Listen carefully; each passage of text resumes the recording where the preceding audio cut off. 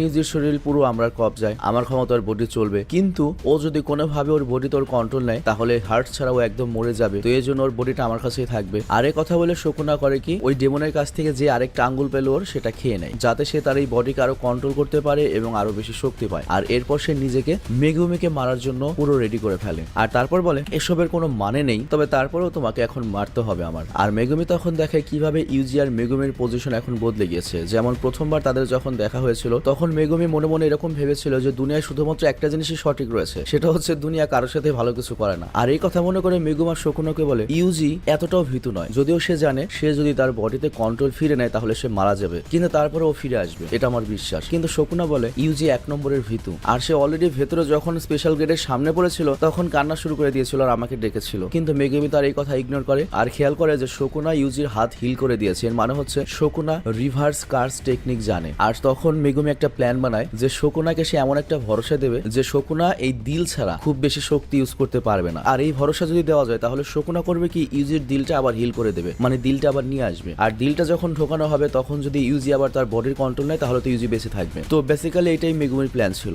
কিন্তু তার আগে শকুনাকে ভয় দেখাতে হবে। তো মেগুমির যে শক্তিশালী ডিভাইন অ্যানিমেল গুলো আছে সেগুলো সে নিয়ে আসে, শকুনাকে ভয় দেখাবে।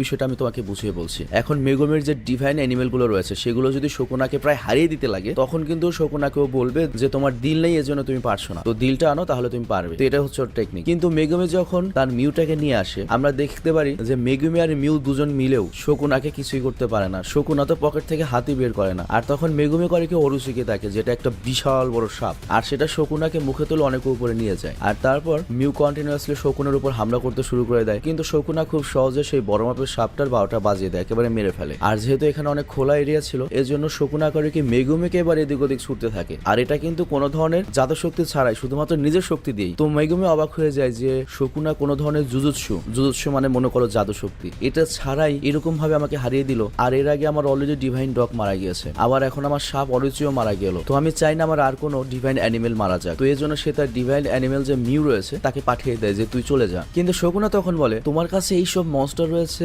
সত্যি খুব চমৎকার, তাহলে তুমি যখন ভেতরে ছিলে তখন ওদের ব্যবহার কেন করলে না? তুমি ওখান থেকে পালিয়ে আসলে কেন? তুমি আসলে তোমার ট্যালেন্ট ভালো মতো ব্যবহার করতে পারো না, এটা তোমার ভালো মতো ব্যবহার করতে পারা উচিত। তো মেগুমি মোটামুটি নিশ্চিত হয়ে যায় যে সে শকুনাকে একা হারাতে পারবে না। আর তখন তার নিজের বোনের কথা মনে পড়ে যে তার বোন একেবারে সাধারণ ভালো একটা মেয়ে ছিল, কিন্তু তারপরেও তার উপর কার্যের আসর পড়ে। মনে করো জিন যেমন মেয়েদের উপর আসর পড়ে ওরকম। আর এটা হওয়ার ফলে তার বাবা তাকে ছেড়ে গিয়েছিল আর তারপর তার বোন মারা যায়। তো মেগুমি তখন বলে যে কার্মা সবার সাথে একরকম আচরণ করে না, কিছু কিছু লোক সবসময় খারাপ করে কিন্তু তারপরও কার্মা তাদের কখনোই প্রতিশোধ নেয় না। কার্মা জিনিসটা আমি বুঝিয়ে বলছি, ধরো তুমি একজনের পেছনে আঙুল দিলে, তো ও তোমাকে কিছু করতে পারলো না, কিন্তু তোমার চেয়ে বড় মাপের যে আছে তার কাছ থেকে তুমি আঙ্গুলি খেয়ে গেলে। তো এই ধরনের একটা কিছু, এটাকে কার্মা বলে, মানে তোমার পাপের শাস্তি তুমি আরেক জায়গা থেকে পেয়ে যাচ্ছ। তো যাই হোক, এই কারণে মেগুমি সিদ্ধান্ত নিয়েছে সে সেই সব লোকদের সাহায্য করবে যারা বিচার পায়নি এবং ভেদাভেদ ছাড়া সে সকলের সাহায্য করবে। আর এই কারণে সে ইউজিকে বাঁচিয়েছিল, কারণ সে ওই দিন চায়নি যে কোনো একটা নিরপরাধ ভালো মানুষ মারা যায়। কারণ সেদিন ইউজিকে কিন্তু তার মেরে ফেলার কথা ছিল, কারণ সে জানতোই শকুনা ইউজির দেহ একদিন না একদিন কন্ট্রোল করে নেবেই। তো মেগুমি কিন্তু এই কথাগুলো জোরে জোরে বলছিল।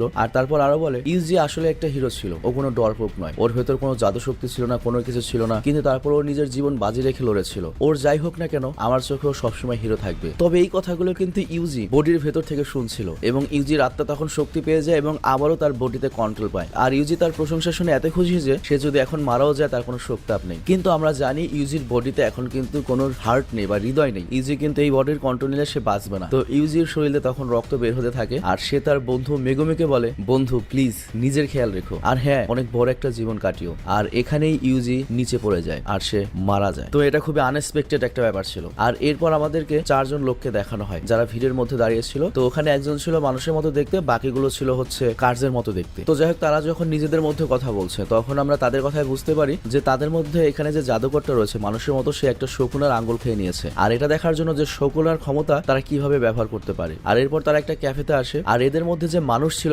পৃথিবীর মানুষ শুধুমাত্র তাকে দেখতে পাচ্ছিল, কিন্তু বাকি যে কয়জন কার্যের মতো ছিল তাদেরকে সাধারণ মানুষ দেখতে পেত না আর কি। আর এরপর দৃশ্যের চেঞ্জ হয়, আমাদের সাটুরো গুজোকে দেখানো হয় আর সে ম্যানেজারের কাছে ছিল। আর এটা শুনে তার খুব খারাপ লেগেছে যে ইউজি মারা গিয়েছে এবং সে বলে সবগুলো বুড়ো বুড়ো সিনিয়ররা এটাই চাইতো যে ইউজি মারা যাক, কিন্তু আমি ওকে বাঁচিয়ে রেখেছিলাম, ও গিয়েছে। এবং সে বলে সবগুলো বুড়ো বুড়ো সিনিয়ররা এটাই চাইতো যে ইউজি মারা যাক, কিন্তু আমি ওকে বাঁচিয়ে রেখেছিলাম, ওকে আমি অনেক শক্তিশালী বানাতে চেয়েছিলাম, কাজে লাগাতে চেয়েছিলাম, কিন্তু আমি 2 দিন ছিলাম না। এই সুযোগ নিয়ে তারা ইচ্ছে করে এমন একটা ডেঞ্জারাস মিশনে ওকে পাঠিয়েছে। ওর কি ট্রেনিং হয়েছিল? ওকে কি আমি প্রস্তুত করতে পেরেছিলাম, আর এই কারণে তো মারা গিয়েছে। কিন্তু আবার সিনিয়রদের কাজও হয়ে গিয়েছে, কার্যও মারতে পেরেছে, তাদের পথের কাটা ইউজিও মারা গিয়েছে।